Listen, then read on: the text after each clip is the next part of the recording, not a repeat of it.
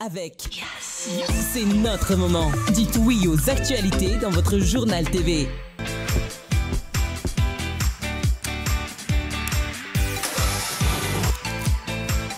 De beaux projets pour des budgets serrés. Batimax, le partenaire des bons plans. Batimax, la qualité au meilleur prix. Manul Chanoni Vavo.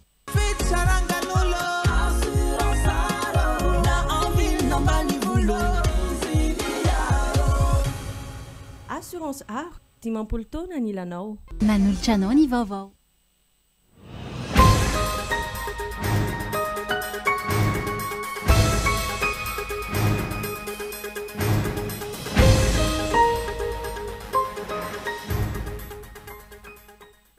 Efa ela ny tokony hiovany fahefana mpanatateraka eto amintsika raha tena manjaka ny demokrasia ary mitsinjo ny tombontsom-bahoaka ireo solombavam-bahoaka maro anisa.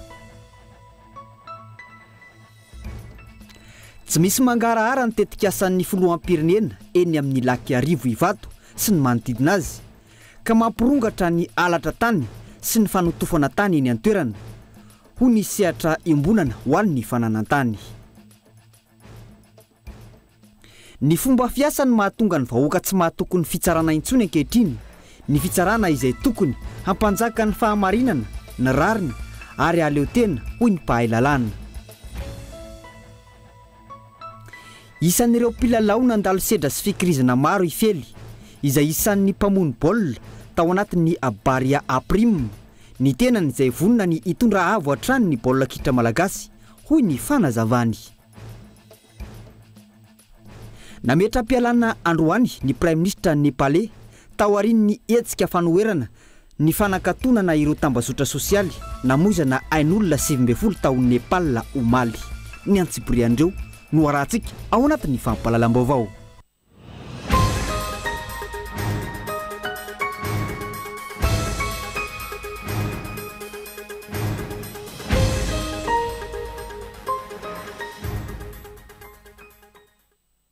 Ngadondreny amin'ny valora alina fotoanan'ny fampahalalam-baovao eto amin'ny fitalavitra kolo faterina ny araba tomy kilasy tombovavy manasanao ihany koa anaraka ny antsiprianjay tony mahazatra matoan-datsoratra avetrano ndeha no kafana ny fiarahana raha tena mampanjaka ny demokrasia ka mitsinjo ny tombontsom-bahoaka ireo solombavam-bahoaka maro anisa amin'izao fotoana izao efa ela no niovany fahefana mpanatanteraka eto amintsika Antony asa sy fodrafitrasa tsy misy fiantraikany amin'ny fiainam-bahoaka hatrany no hiazakazahana sy masona eto amin'ny firenena matoan-datsoratra. 9 septambra 2024, 9 septambra 2024, feno roa taonandro any nitokanana ny Lake Village City eny Ivato. Ankoatran'ny fitokanana trano, dia fanehoana fa manana vina ary manantanteraka izay nilazaina no ataontsika hoy Andry Rajoelina nandritra ny kabarina taony tena toerana tamin'io fotoana io. Roa taona aty aoriana, aiza ho aiza isika amin'izao fotoana, misy mipetraka ve ireo building misy sasivy, ahitana trano afaka hofaina manodidina ny 530. Tratra ve ny tanjona napetraka sa any amin'ny autoroute sy ny fanotofana tanimbary eo laniera indray no himasona amin'izao fotoana. Ankoatra ilay hoe tsy misy tohiny intsony, lazaina fa trano mora kanefa tsy natokana ho an'ny sarambabem-bahoaka izany. Antony hofaina manodidina ny 5.7 ariary hatrany amin'ny 2 ariary isam-bolana mandritra ny 5 taona ny trano fonenana iray. Aorian'izay voalasa ny mpanofa tanteraka. Nambarany Andry Rajoelina nandritra io fotoana nitokanana ny Lake Village io ihany koa fa fanambina petraka nisy trano nitokatrano malagasy, trano fonenana mendrika. Fomba ahoana no ahafahan'ny malagasy manofa trano 5.7 ariary isam-bolana mandritra ny 5 taona eo anatrehany izao fahasaranana mainjady izao. Ny karama tsy mitombo, ny asa tsy misy, ny sandam-bola miendanja ary tsy mitsaha miakatra ny vidim-piainana. Toa tsy hita ny mpitondra nefa ireo olam-bahoaka ireo fa ny aitraitra sy ny zava-misy any ivelany no alainy tahaka. Hiazakazahana ny fakana tahaka ny avy any ivelany ka nirosoana tamin'ny fametrahana autoroute, teleferika sy ny sisa tonga hatrany amin'ny filazana fa hisy tramway sy ny bus électrique ary mety mbola hisy ihany koa ny tetikasa métro atoato. Ay ny mpitondra ny makatahaka ny any ivelany raha ireo fotodrafitrasa izay hatreto mbola tsy misy fiantraikany mivantana amin'ny fiainan'ny mponina fa tsy ay ny mpitondra kosa ny makatahaka amin'ny fomba fitondra ny any ivelany ny fireneny. tsy hainy mpitondra ny makalesona ka anam-pahendrena ametra-pialana tahaka ireo firenena mandroso raha misy tsy fahombiazana amin'ny toerana sy ny andraikitra nomena. Tsy hainy mpitondra mampanaja sy miaina ny demokrasia ka izany no alain'ireo fahefanam-panao lalàna tahaka. Tsy hita soritra izany hoe lapan'ny demokrasia izany eny Tsimbazaza. Nivadika ho lapa fikatsahana tombontsoa manokana ka nandisy fanantenana ny malagasy ny fidy azy ireo, indrindra ireo solombavam-bahoaka maro anisa. Tsy ny fitondrana ireo filana fototra takiany vahoaka toy ny fanatsarana ny fahasalamana, ny fampianarana, ny fandriampahalemana, ny famahana ny olana délestage, ny famoronana asa sy ny maro hafa intsony no imasoana ireo solombavam-bahoaka maro anisa. Fa ny fisaorana lavareny, toraka voninkazo, ireo fahefanam-panatanteraka izay efa hita fa tsy mamokatra. Raha tena nisy finiavana itsinjy vahoaka, efa hatry ny ela ny tokony hisy tahaka ny nitranga tao Frantsa, ny teny Tsimbazaza.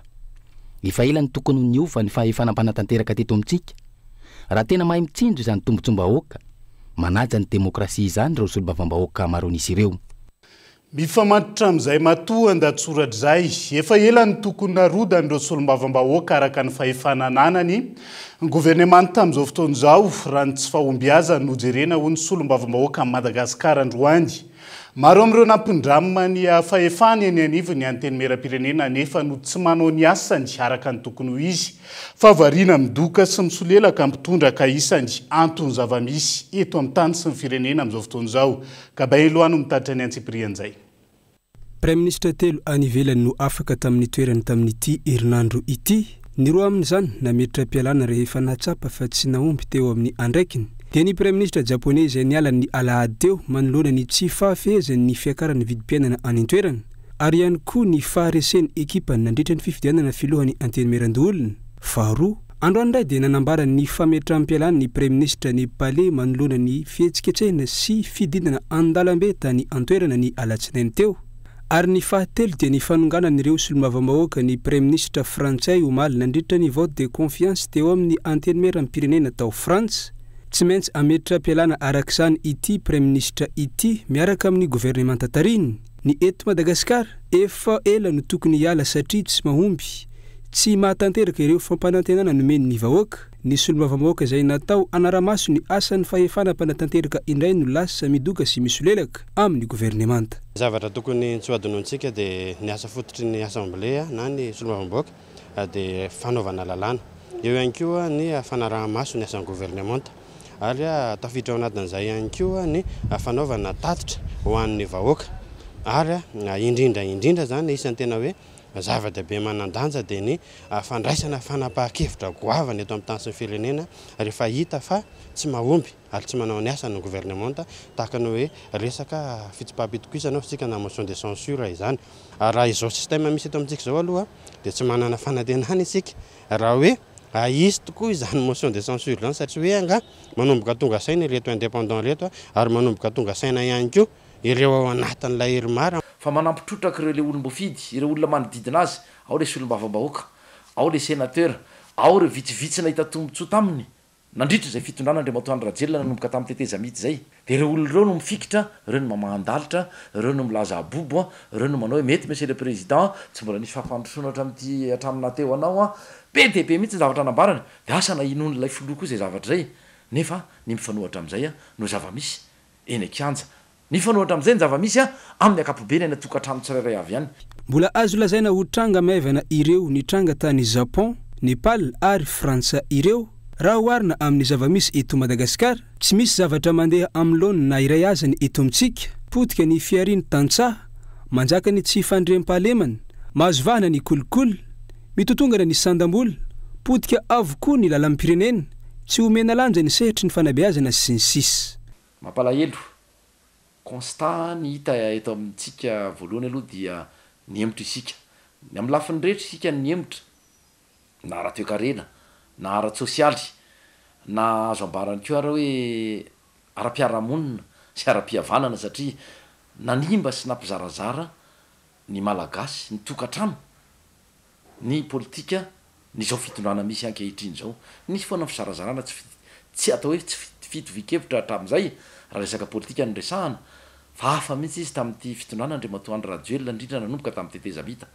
Amin'izao fotoana izao ane ka valpolisanjato malagasy mahantra noho tsy fahaiza mitatany amin'izao fotoana zao ane ka fitopolisanjato ny tanora tsy miasa daholo noho tsy fahaiza mitatany amin'izao fotoana zao ane ka ny 40% ny zaza kely dia tratrany malnutrition na tsy fanjarian-tsakafo daholo amin'izao fotoana zao ane dia mihoatra ny 60% ny atsotsika hoe taux d'abandon scolaire na ny fialanandarana an-tsekoly eny amin'ireny sekoly izay ianarany eto Madagasikara reny ataoko hoe fa alarmante izy tsika na efa tena hoe mirehatra mena mihitsy ny tondro ilazana fa tsy mahomby ilay fitantanana sady tsy nitondra vahaolana no nampitondra fiasana ho an'ny vahoaka 3 tapitrisa ity fitondrana radioelina ity nandritra izay fotoana ny tantanany ny firenena izay tokony hatsapatena arak'izany ireo eo anivon'ny fitondrana sy ny manodidina hanao fametram-pialana faobe ahafahana manavotra ny firenena fitiavan-tena fitiavan-tseza fitiavam-pahefana ary firaisana tsokombakomba amin'ny ratsony betsaka ka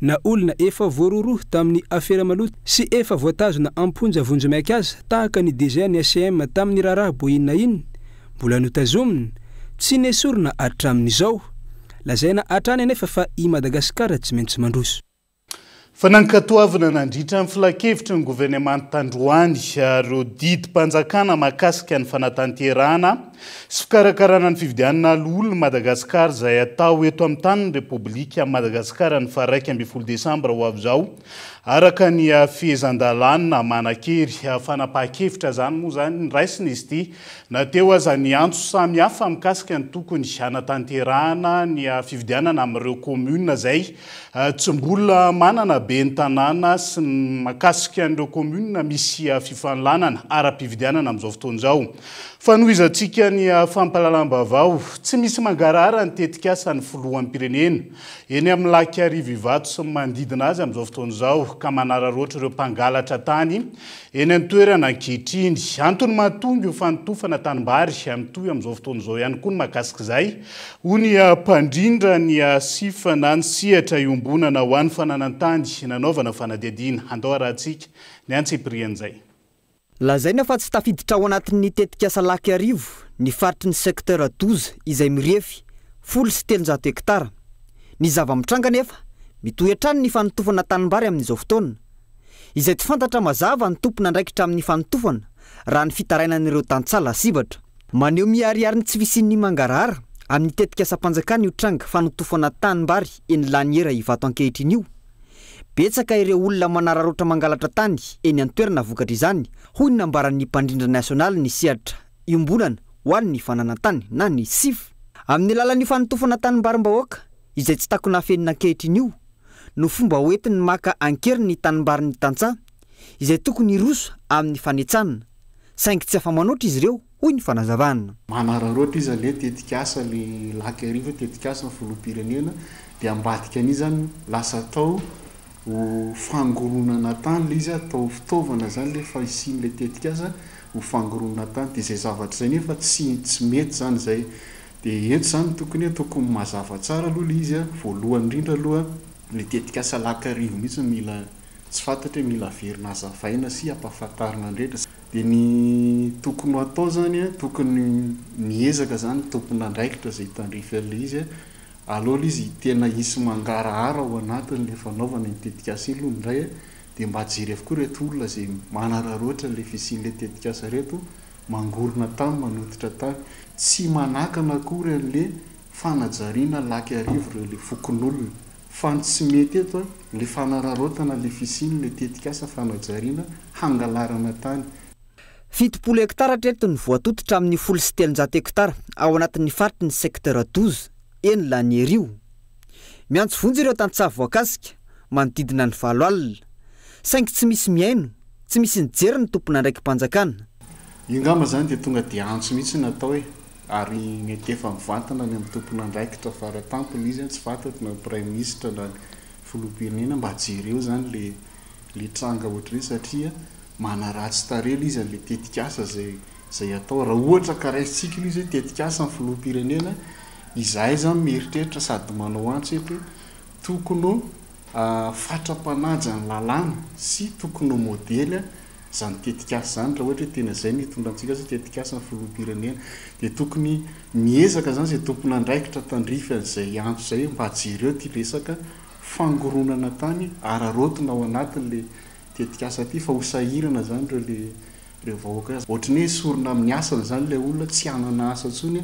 itsika nefa tsy manana vahaolana akory entina menan'le olona rehefa hitombo foana fahatrano malagasy raha ohatra ka tsy voajery zany le trango ohatr'izay reny miantso mpitondra araka izany ny siatra imbonana ho an'ny fananantany hamaingana ny olom-bahoaka indrindra ny olana ara-tany tahaka izao milokaloka ny mpitondra fa homena tany ho volena ny malagasy ahafahana mampitombo ny famokarana tsy izay ny mitranga totofo anaty tsy misy teny erana indray ny tanimbarim-bahoaka didimpanjakana no mametraka an'ireo vahoaka tamin'ny faritra enilany era ivato io ka tokony ho didimpanjakana ihany koa no afaka manala azy ireo amin'ny taniny ho iatrany ny fanazavany ny sif jaivona efa nametraka fitoriana eny anivon'ny fitsarana ireo mponina voakasika ny volana jolay lasa teo hampiatona ny fanotofana eo ampelantanan'ny fitsarana ny raharaha izay tokony hivaly amin'ny 12 septambra ho avy izao raha tsy misy ny fiovana ny mampalahelo hoy ireo tantsaha mitoy mandeha miandalana trany andramanalina ny fanotofana takina noho izany ny mangarahara amin'ny tetikasa-panjakana hoy ny sif isoroana ny tranga feno kiatrana trano sy firaisina tsy kombakomba amin'ny sehatra tahaka izao miresaka fitsarana izay hatranisika miankina amin'ny fihetsiky ny fitsarana no mahatonga ny vahoaka tokony fitsarana na tsy ho ny mpahay lalàna nanaovana fanadihadiana tsy misy afa-tsy ny fahamarinana ny fandalalan'ny rariny sy ny hitsiny ary ny fahaleovantenan'ny fitsarana no mila tanterahana eo anatrian'izay mila mipiaro ny fitsarana ireo fepetr'ireo amin'ny tranga misy amin'izao fotoana izao hiverenany fitokisam-bahoaka amin'ny rafi-pitsarana ankehitriny tojondriana tahiry no mitatitra ny antsiprian'izay mila mitandrina amin'ny fihetsika taony ny fitsarana raha tia natokisan'ny vahoaka hoy ny mpahay lalàna manoloana ireo raharaha mafampana izay mandalo eo anatrehan'ny fitsarana malagasy amin'izao fotoana izao miankina amin'ny fomba fiasany no atokisan'ny vahoaka azy na tsy hoy ny fanazavana indrindra amin'ireo raharaha angatan'ny vahoaka malagasy ny voan'ny marina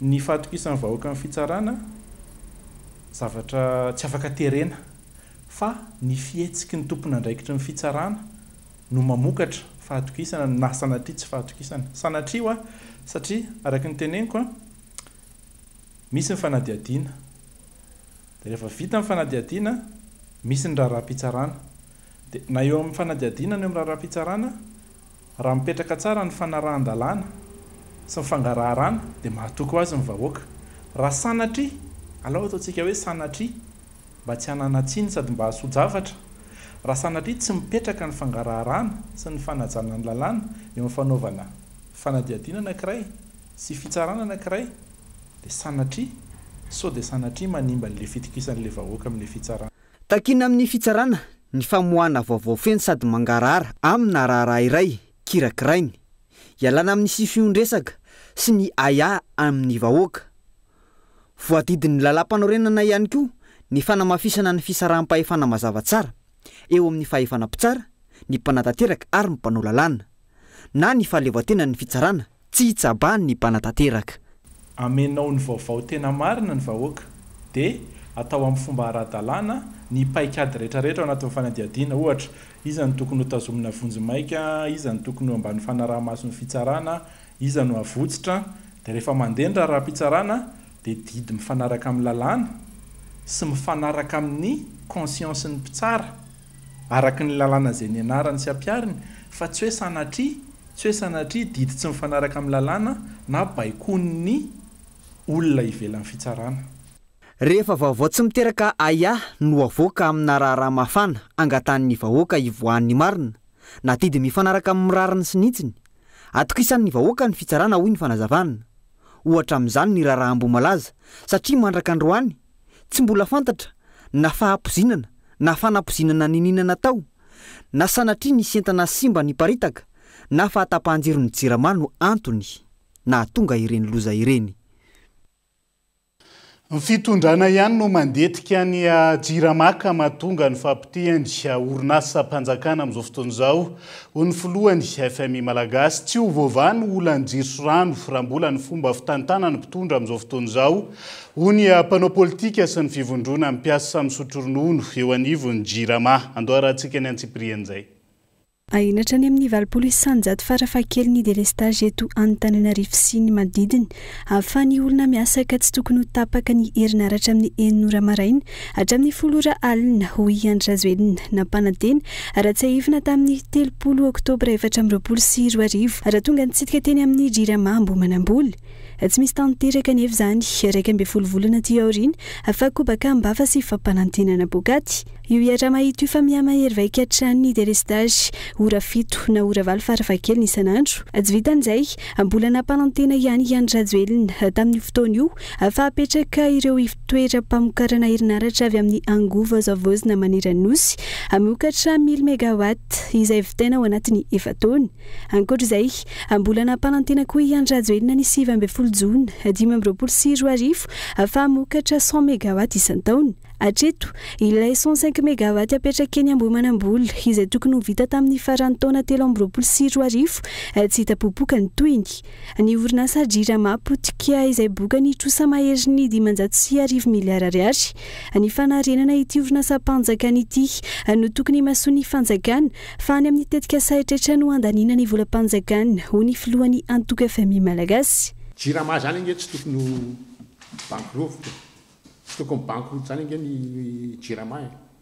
Tsy tokony privatisena zany inge ny Jirama dia mandeha.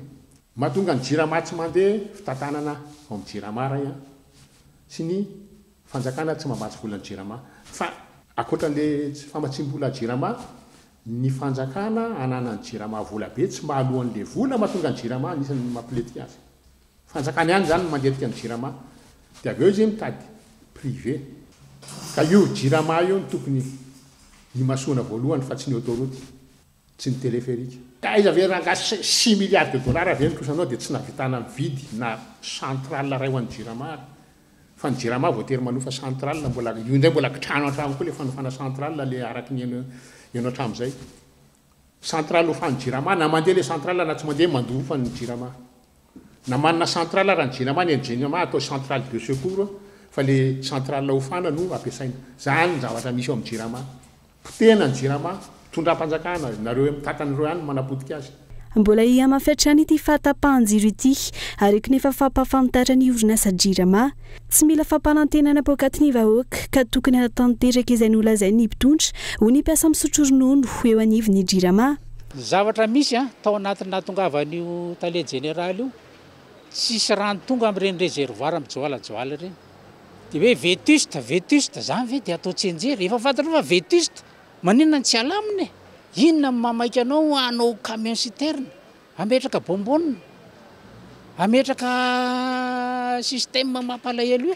Io rehefa tabaka io ny jiro sy ny rano ny dikan'io dia hoe mahazo tombony ny pétrolier. Mahazo tombony izy satria nahoana ny azy na miodina na tsy miodina ny groupe misy volume na vola forfaitaire tsy maintsy raisiny ao anatin'le contrat. Sy voavay raha mbola zao ny solution fa mbola entsika menakavy. Tratra ny be manaiky sy ny be mangovotra eto tsika.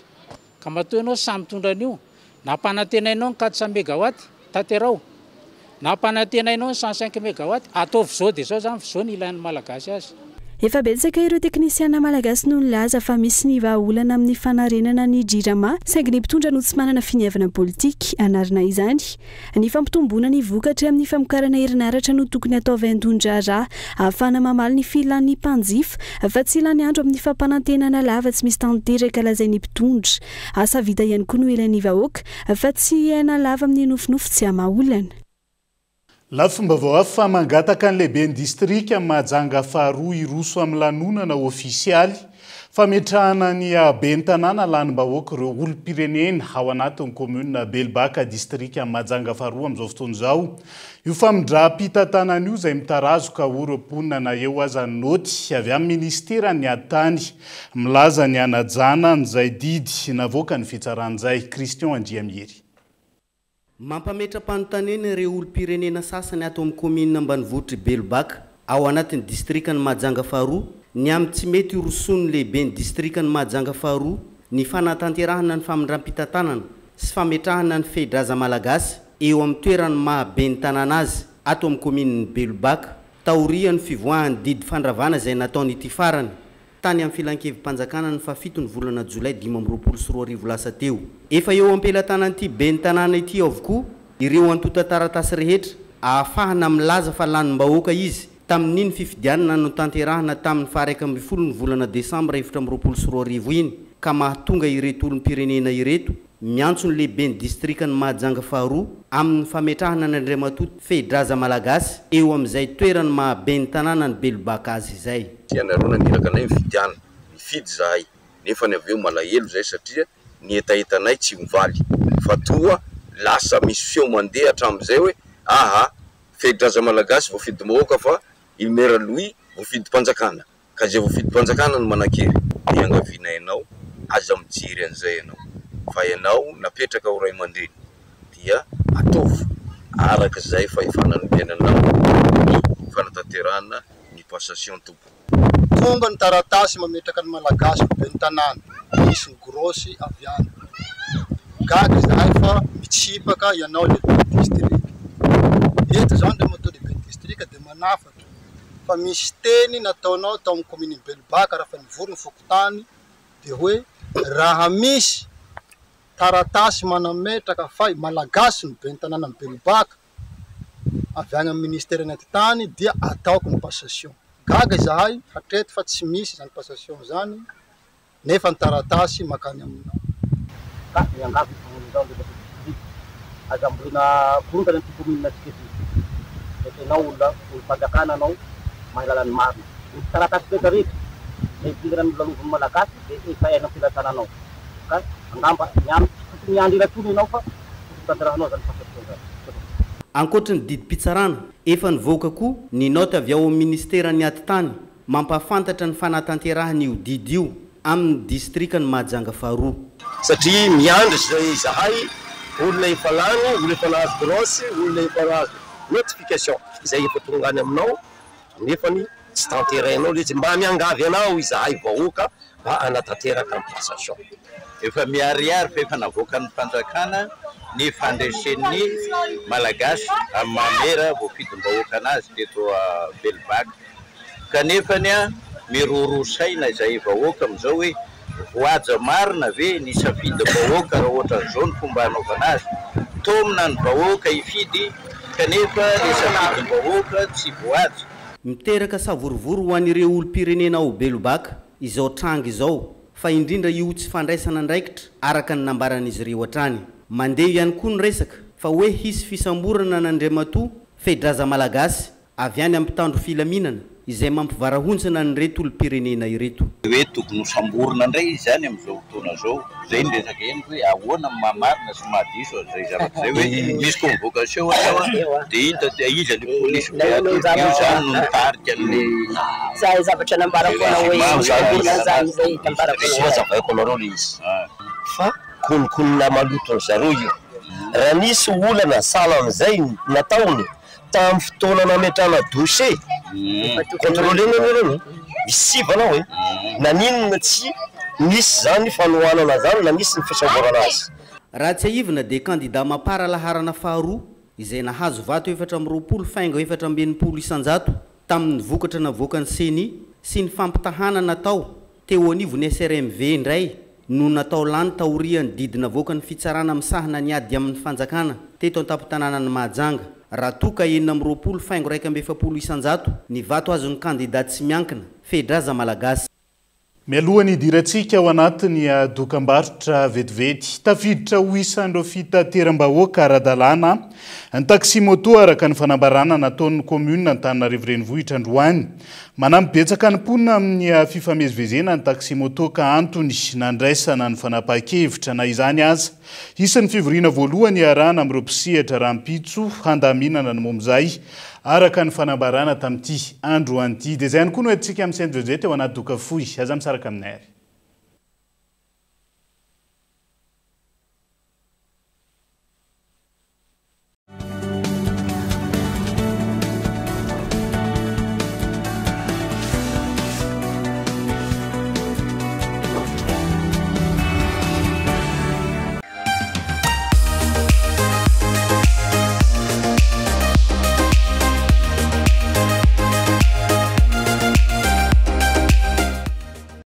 Tu veux plus de zik pour plus de fun? Chope ton super bonus avec Yas et Musique. Jusqu'au 2 octobre, achète un Yellow One avec 220 mégas et gagne un bonus musique de 30 mégas pour écouter jusqu'à 5 heures et plus de musique non-stop. Et 20% de bonus en plus via un vol. C'est 1000 arrière seulement. Appelle vite le dièse 322 étoile 64 dièse. À toi la good vibe.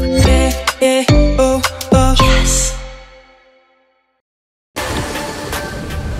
Lubéréo.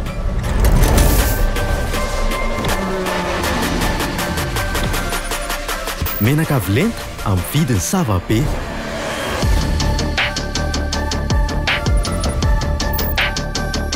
Tanjaka performance daholo sady.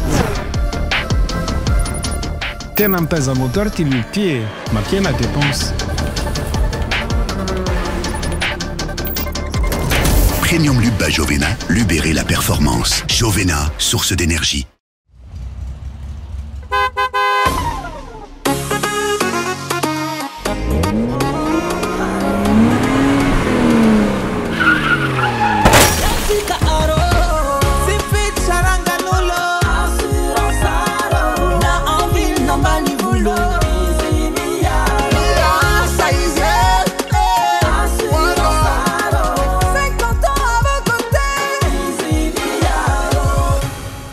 Assurance art, dimampolo taona ny ilanao. Olo jiaby mila connecté. Olo jiaby ikifinete. Olo jiaby ikifinete. Olo jiaby ikifinete. Olo jiaby ikifinete. Olo jiaby ikifinete. Olo jiaby ikifinete. Olo jiaby ikifinete. Kifinete, kifinete. Yes, yes. Kifinete, kifinete, kifinete. Yes, yes. Kifinete, kifinete, kifinete. Yes, yes. Grâce à Netmont 25 000 et ses 4,5 Go, t'as plus de data pour plus de fun. 4,5 Go de net à utiliser à tout moment, quand tu veux, où tu veux. Et c'est toujours à 25 000 arrière seulement. Tape vite le dièse 322, étoile vite, dièse. Jumbo poulet, lasa rojato ariary. Jumbo, ampiampatsiro nandroko. Ndao mokatra aingana kokoa mba aleo tena ara-tsakafo. Ampiasao ny motoculteur manana tanjaka ilainao sady mora kojakotsaina. Ampiarao amin'ny remorque mahazaka hatramin'ny 2.5 tonnes. Ampikodiarana vitsy mifidy lalana.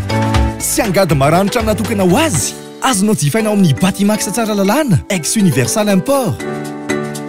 Batimax, ny kalitao amin'ny vidiny mora.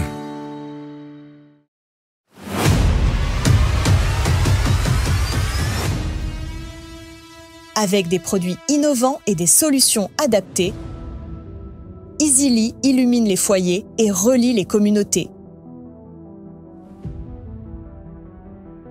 Easily simplifie votre quotidien avec des solutions flexibles. Payez à votre rythme petit à petit en Pay-as-you-go ou via nos partenaires bancaires et IMF. Facile et pratique. Easily est votre allié au quotidien. Avec Easily, la lumière prend vie. Easily et tout s'éclaire.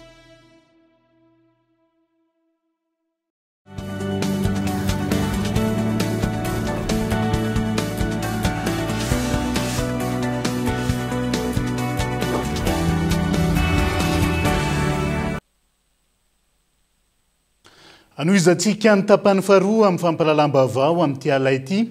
Mpivarotra maromaro eny ambondrina no misintona ny sainy mpitondra hijery akaiky ny zava-misy marina mikasika ny tany sy ny toerana fiveloman'izy ireo amin'izao fotoana izao. Hatraiza marina ny fetra ilay prescription acquisitive hoy izy ireo raha toka olona tsy nanajary ary tsy hita teo an-toerana akory no milaza ho tompon'ny tany amin'izao fotoana izao. Ka eto Andriatsilavy no mitaritra ny antsiprian'izay.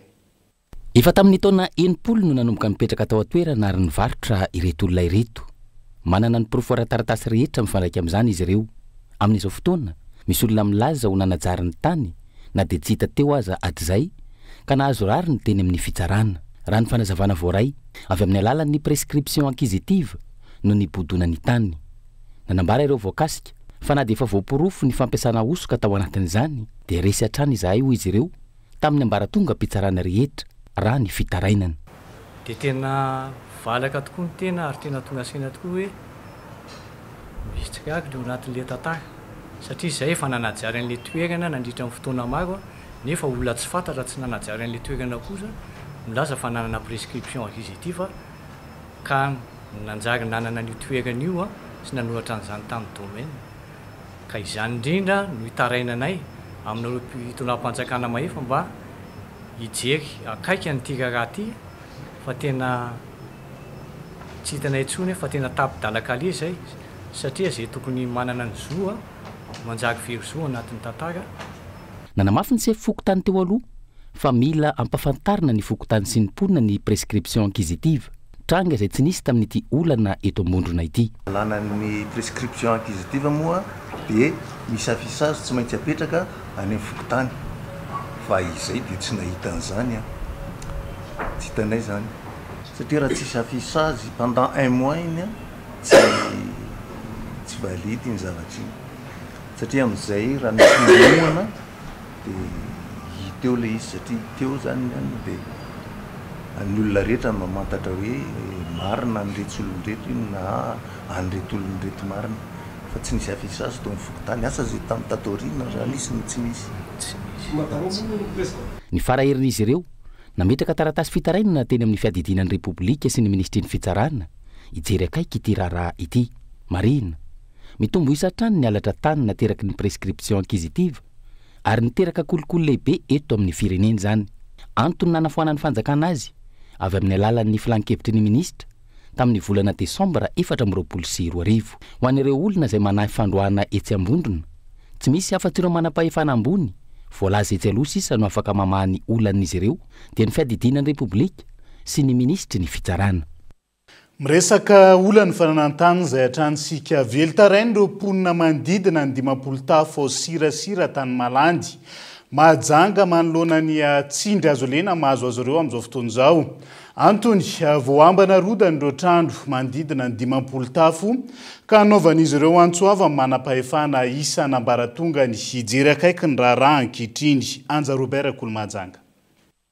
velotaraina ireo vahoaka ao Sirasira vakiparitra fahatelo ao anatin'ny fokotany Antany Malandy eto Mahajanga no ny fibodohan'olon-tokana ny toeram-ponenan'izy ireo antaonany maro no nisy ny savorovoro eto amin'ity toerana ity ka hanaovan'ireo fokon'olona antsoavo araka izao fanazavana manaraka izao araka ny zava-misy ity toerana ity tany manomboka arika hatraty ity ny anazy an'le karana iny ambany any voavoajary tsara iny nenay fokon'olona jereo tany na tsy voakarakarany jereo loto jereo asa ataon'olon-jagoany tsy voakarakarany manina tany voajarinay tsara iny tadiaviny alaina ka noho izany tsy manaiky zay hatramin'ny farany zay tompoko dia malahelo satria ty tokotany ty dia tokotany ray aman-dreninay nefa navokarana andeha nangalaka anazy ka zay malahelo tompoko zay gasy mangataka manao fangatana fanjakana dia nao borna na karakara taratasy momba ny ty tokotany ty zay tsy nahazo nefa ny karana afaka mandatsaka borna any anaty rano any voalohany indrindra izy nandatsaka borna tamin'ny 2 alina dia tojo fokon'olona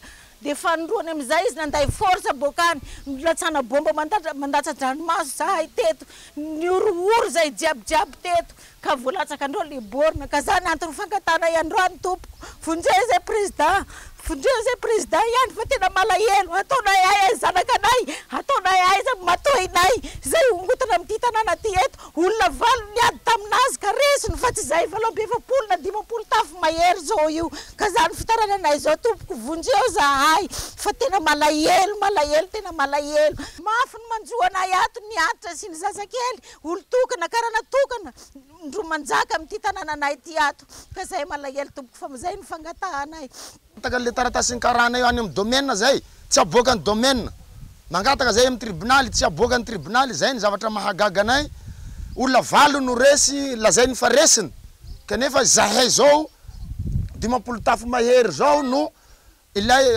antsony le metra le vadi-taninazy hoe arodana anareo fa miela tao anareo safanina io mitaray an'ity voanio ty hafa zaho namboly an'io tagnako ty namboly an'io nalany karan'io dia mitaray an'io aho tompoko mitaray amin'ny fanjakana amin'ny lehibe amin'ny andry aby zany amin'ny nina amin'ny mitaray aho fa manjary karimo zany ro hinan'igny heritrandriko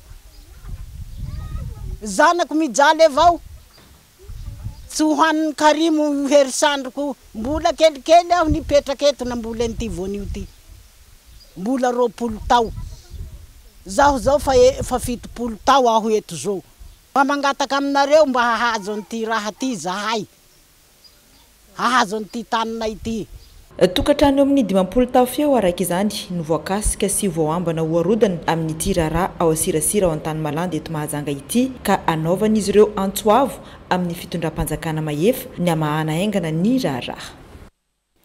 Lafombavao hafa maro miezaka sy fikirizana ny ainga avy tamin'ny fitiavana baolina kitra hatramin'ny fahazazana nitota amin'ireo kluba sy sekoly nandalovana ary tao amin'ny ekipa pirenena nahazony reny vokatra nandritra ny sanina farantoereny hoy Manu Antsouf Clavin Félicité mpilalao mpamony baolina ao amin'ny Barea Prime tsy janona treo fa mbola vonina ampitombo ny talenta ny tenany hoy ny fanazavana nandritra ny resadresaka ny fanaovany tamin'ny mpanao gazety tamin'ity andro anty Gabain loa.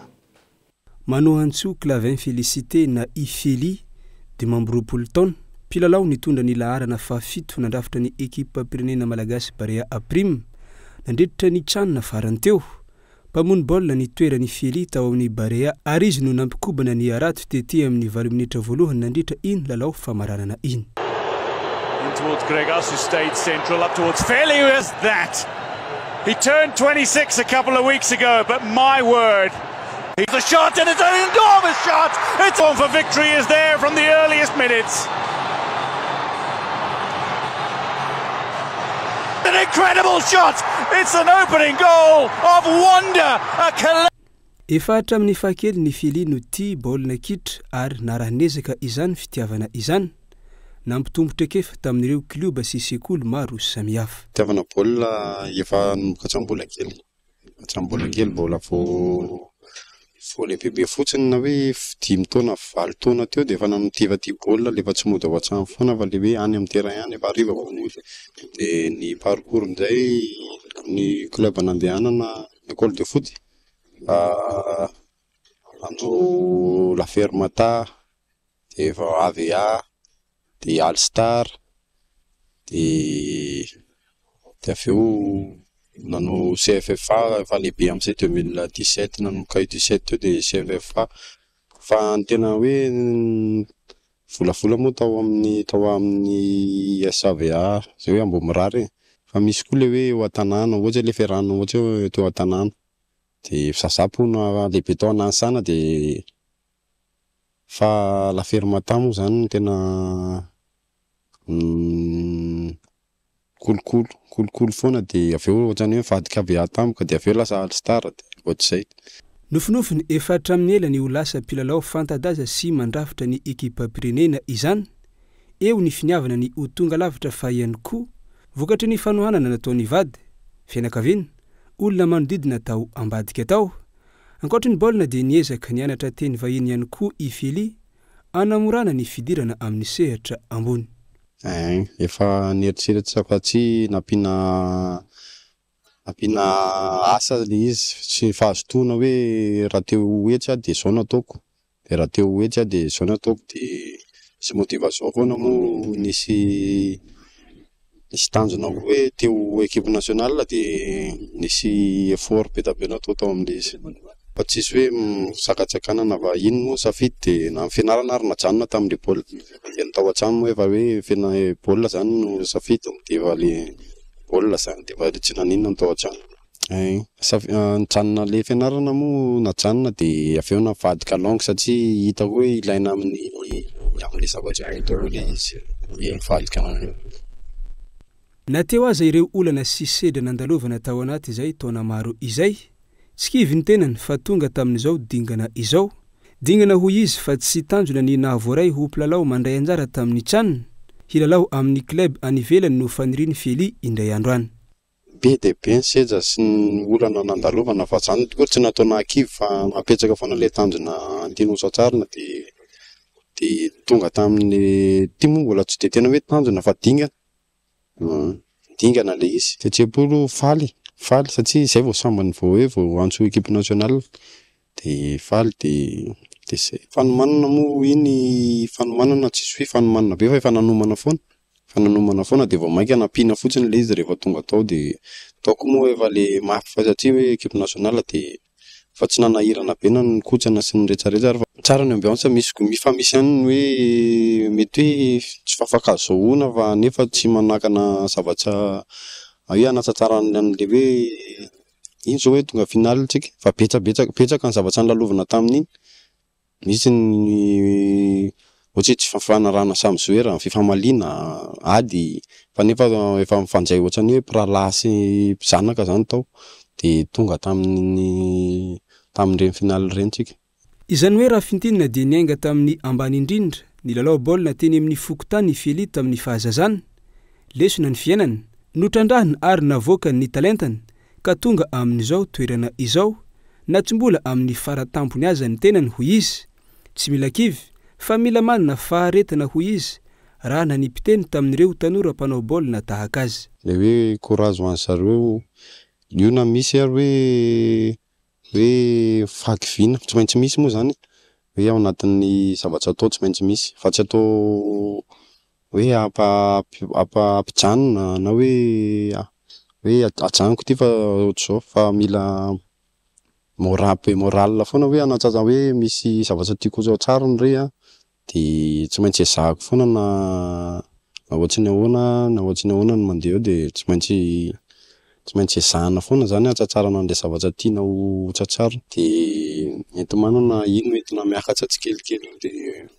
farany nitondra teny fankasitrahana ho an'ny vahoaka malagasy rehetra na eto an-tanindrazana na anivelany nanoana hatramin'ny farany ny Barea Zandry ny Ifely ary nampahery sy ny rarosoa an'ireo Barea Zokiny izay mbola ao anaty azakazaka hiadina ny tapakila ahafahana mandray anjara amin'ny fifaninanana fiadina ny amboara eran-tany 420 sy 20 ihany koa ny tenany.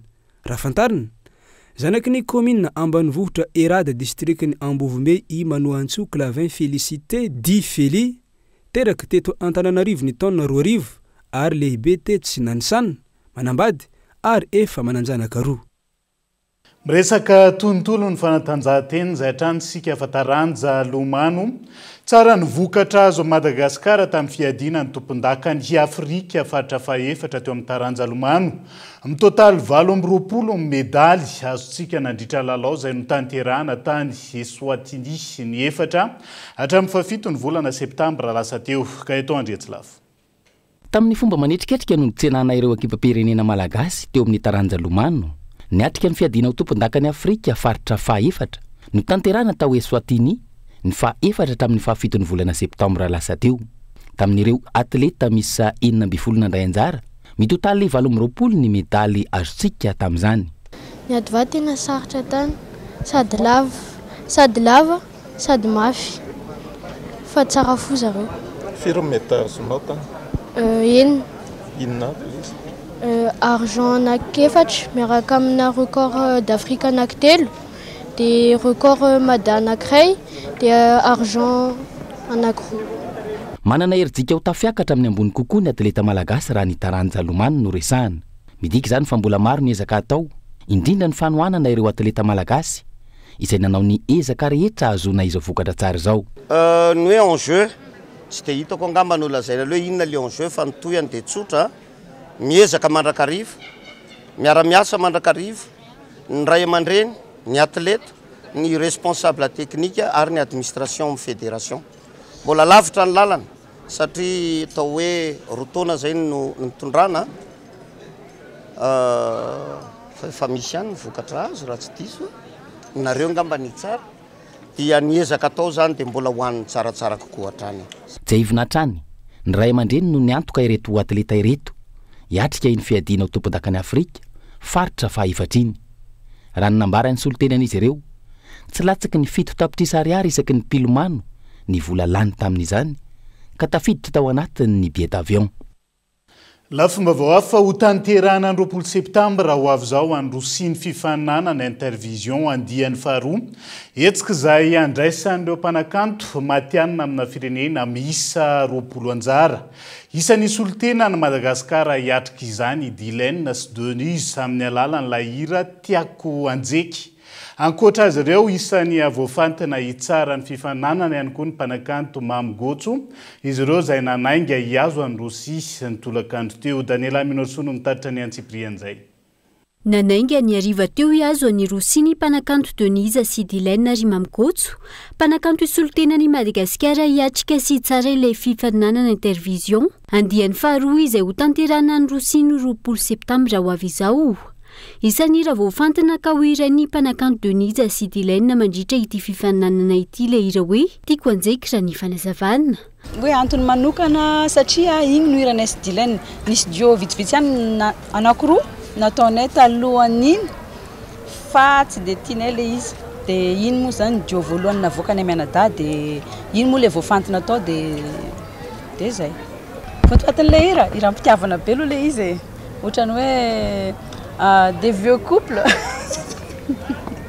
Ohatrany hoe couple efa elaela zany ilay izy dia manomboka mangatsiatsiaka ilay fiarahana dia samby miezaka mba tsy latsaka ilay izy fa mba ho tsara foana, ho hivoatra foana. Firenena 20 no mandray anjara amin'ity hetsika ity, ka isan'ny voafantana hitsara ny fifaninanana ihany koa ny mpanakanto Mamgotso. Zava-dehibe ary tokony ho fitaratra ho an'ny malagasy rehetra ny fananana mpanakanto matianina. Tafakatra amina hetsika fifaninanana goavana tahaka izao, ho ity mpanakanto isoltena ny Madagasikara eo amin'ny lafiny fitsarana ny fifaninanana ity. Efa vonina tsara satria izy io manko efa misy koa ny discipline anatin'ny mahazory anay any izay tsy fantatry reto ankizy reto fa anay samy zahay olon-dehibe any dia izao ny zavatra rana sy namany atao zany efa nanaraka an'io zahay nanaraka ny antsakany sadavany sady mba nanaraka akaiky koa mety ho sanganasany candidatsika normal be zany zavatra zany rehefa mahay izy dia mahazo noty tsara dia ivavana ohatran'izay aby hafatra ho an'ny artiste namana jiabijiaby mijery antsika zao tontolo zao na dia tsy miteny io izy arahinjareo maso ny zavatra atao dia anisan'ny olona arahinjareo maso efa ela be i Dilène sy Denise izay nahatonga anazy tafiditra voalohany tao. Ny amin'ny herintaona efa misy koa dia mihetsiketseha foana ny zavatra ataontsika aty maro ny mijery any andafy any fa zavarina hoe any ambodin'ny sotra dia tsisy mijery normal moa reto fa olona champion d'Afrique araky ny teneniko an'izay tompondragana afrikana nareo fa tsy gasy donc ambonimbony kokoa zany ny chance-sika ho hitan'olo any. Raha iverenana, voasamba ny Madagasikara no handray anjara amin'ity hetsika fifaninanana intervision izay ho tanterana ny Rosia ny 20 septambra ho avy izao ity. Ankoatra ireo mpanakanto malagasy, nanainga niaraka tamin'izy ireo teto nitoerana ny ariva teo ihany koa ny mpanakanto isoltena ny Kenya. Isaloka miandry ireo mibata ny fandresena, mahazo ny larana voalohany vola mitetina $300. Andrasana araka izany izay mety ho vokatra ity fifaninanana ity. Iazo ny Toamasina vetivetsika ao anatin'ity trangam-piarahamonina ity. Taimbala iray sy ny firoa efa nihintsana rana Ramandrika ny tazany manodidina tao amin'ny Fokotany dozodozo Tanamakoho toerana nitrangan'ny tifitra vararaka Androany tokony tamin'ny 4 ora maraina Jiolahy miisa 2 no kasana fanafihana amin'ny Tapiadina Vila tsy lavitry toerana io no fantatra fa lavo mbalany uhira nandritra izay. Herinora Zafimanana Koltoamasina. Ny orooro fatratra ireo mponina teto amin'ny manodidina ny parcelle 12 Tanamakoho raha nahare feombasy sy ny refodrefotra vao maraina teto amin'ny ity lalam-pasika ity. Mbola maizina ny andro ary minitra vitsimonja dia vita ny fifandonana ary niverina nangina indray ny tanàna. Tsy nisy nahalala ny zavanitranga nefa ny rehetra raha tsy efa nazava ny andro. Ramandrika nify nihintsana miisa 2 ary taimbala iray no tazany manodidina vao maraina. Tamin'ny 4h dia nisy rivotra basy ny rivotra zany.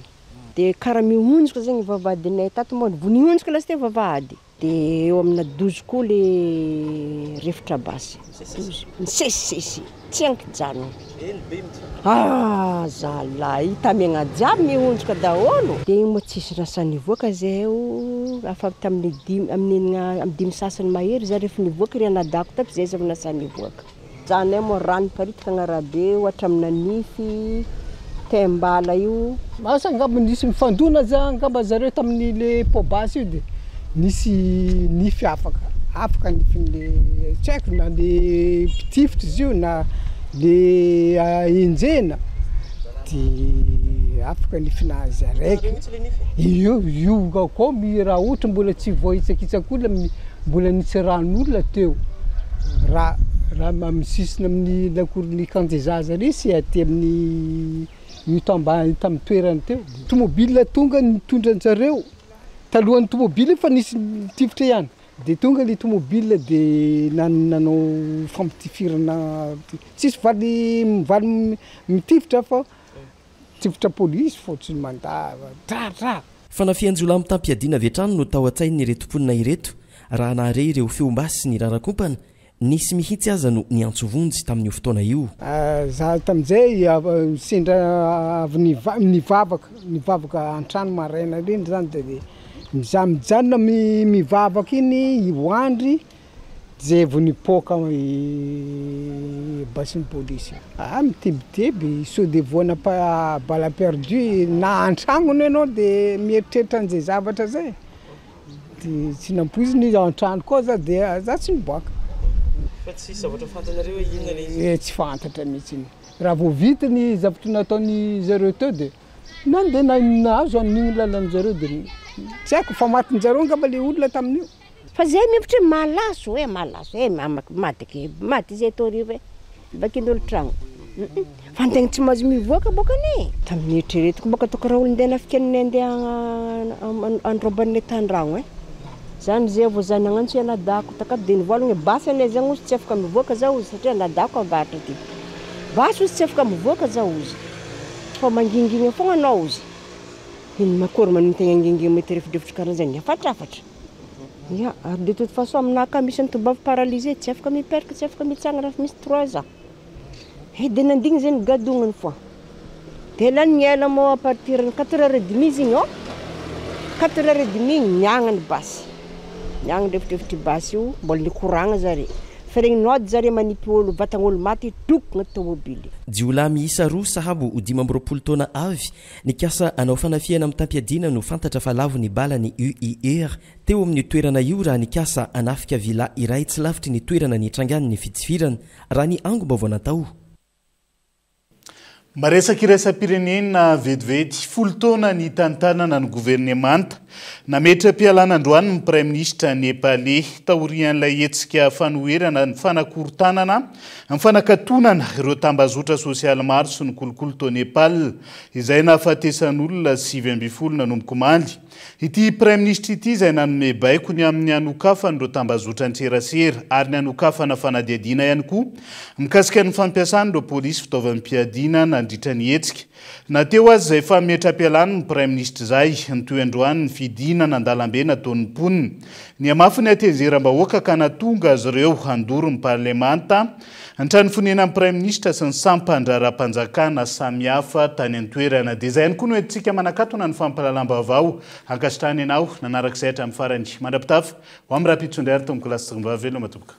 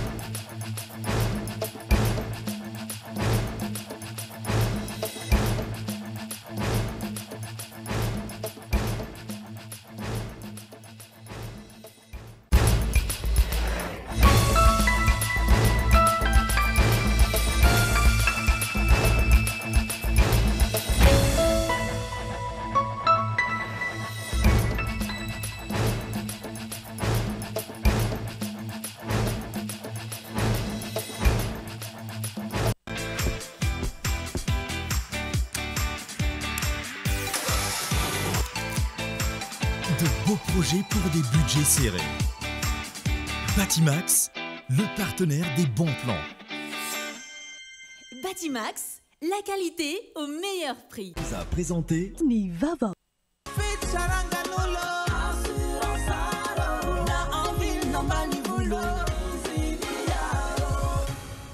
Assurance Art, Timampolto Nanilanao. Vous a présenté Nivava. Avec Yes, c'est notre moment. Dites oui aux actualités dans votre journal TV.